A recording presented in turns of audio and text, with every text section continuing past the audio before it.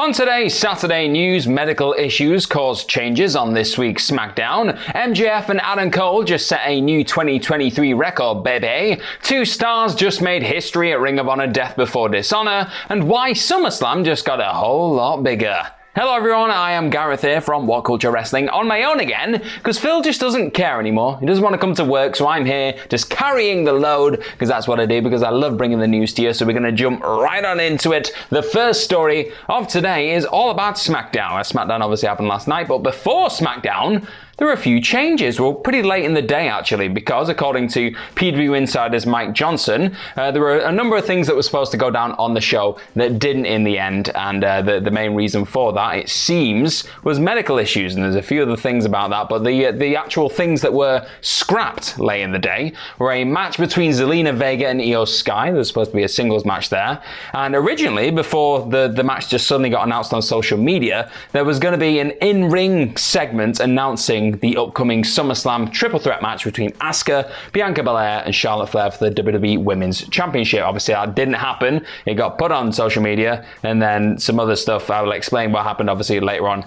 in the show. But what Mike Johnson is saying is that there was medical issues. They were cited as the reason for the changes, but another story that was sent towards him was that perhaps this was a COVID-related thing, that there could have been a few positive COVID tests that sprung up, or at least some performers were close to people or had direct contact with people who had tested positive for COVID, and that's why they were pulled and just left out of the arena, just to make sure there wasn't any spread or anything like that, which makes a ton of sense. Obviously, we just want to make sure everyone's safe in this kind of scenario, but that's why there was Io Sky versus Charlotte Flair on SmackDown. That match happened, and then after Charlotte Flair won, Asuka attacked her, and it was a whole thing. She was shaking the title around, and that was the way to build towards that match instead of just doing the whole segment, announcing it in the middle of the ring.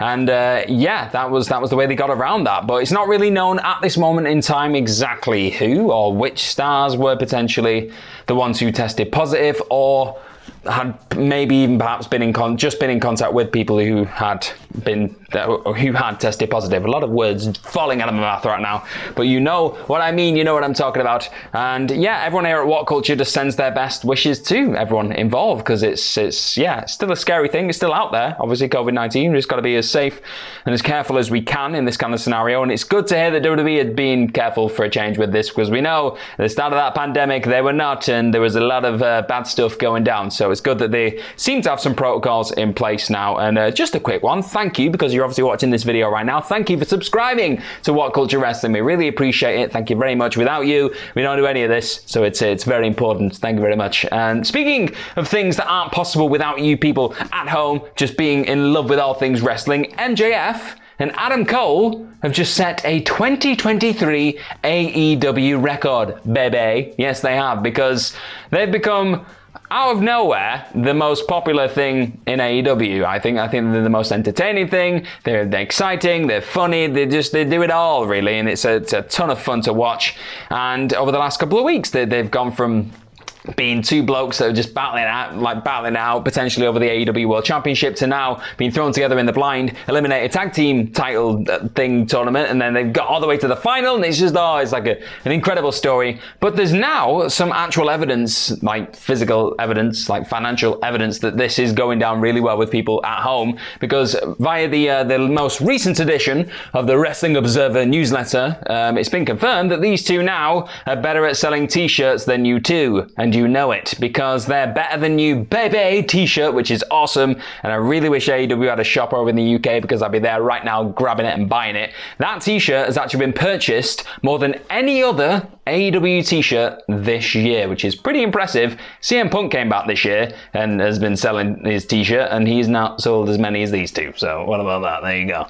And this t-shirt is also the second highest grossing shirt for the year, behind the MJF. I'm reading my notes here and I've just said them out loud without thinking what they actually mean, because I'm an idiot.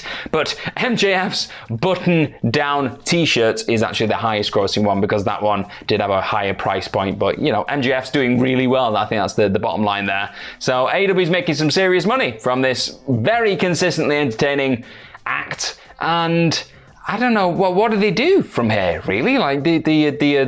really stretch it out and just try and get the most out of this? Because people are clearly enjoying it. People are having a good time with this, and they want to buy the t-shirts, and they keep bringing out more merch. Like that just mashup song that they did this week for the entrance was absolutely incredible. I don't want it to end. Nobody wants this to end. There's obviously going to be probably I can't even speak. I still can't speak. An inevitable match. There's going to be an inevitable World Championship match between the two at some point down the road. Maybe even at All Out. Come on, give it to us.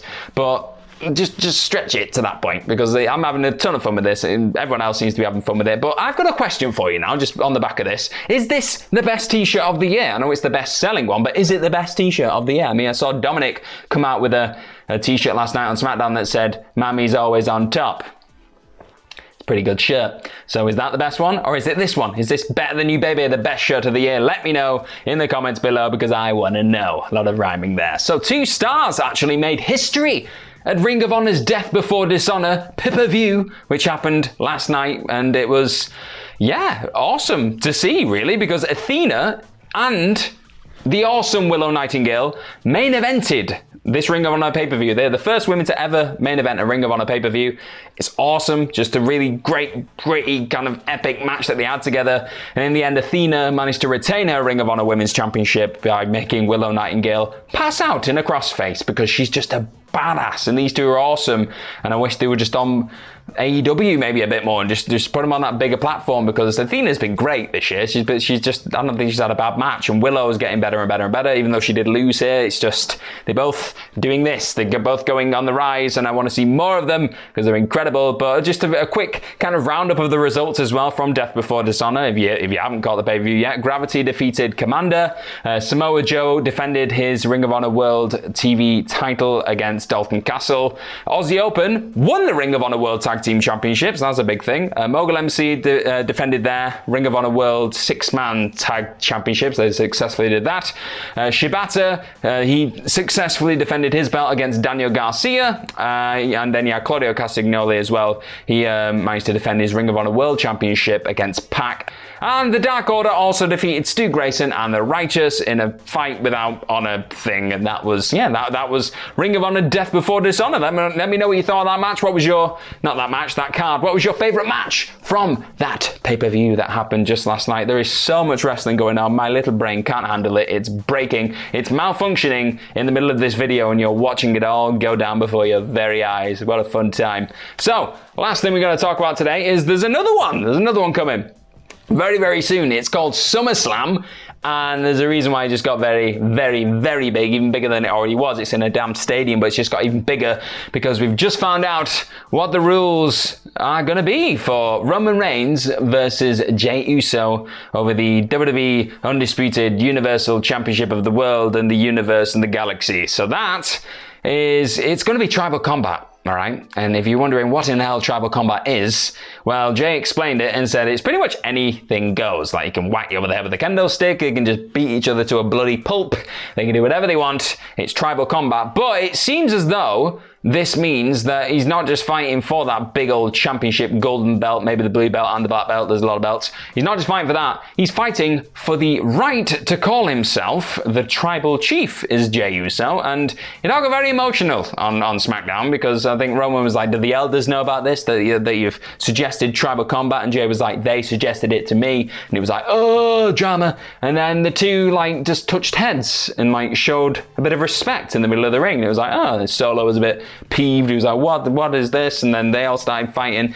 It was shorter than usual when it comes to a bloodline segment, because they are normally quite epic and last forever.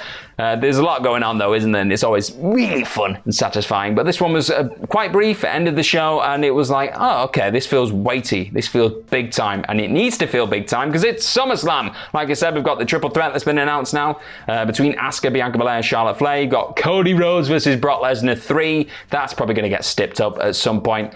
And then I believe we got Seth Rollins versus Finn Balor for the World Heavyweight Championship. So 4 matches there. Probably Logan Paul versus Ricochet as well.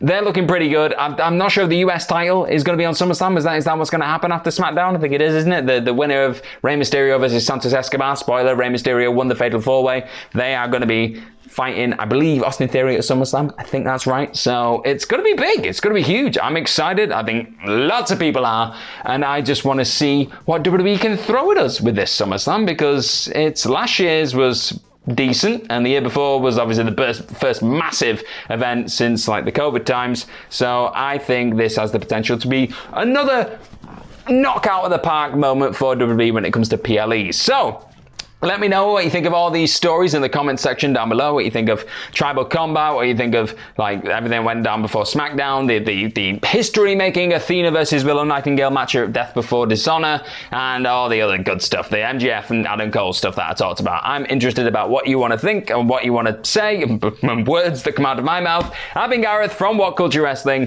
Thank you very much for watching today. Follow myself on Twitter at gmorgan04, and just have yourself the best of days. Bye-bye.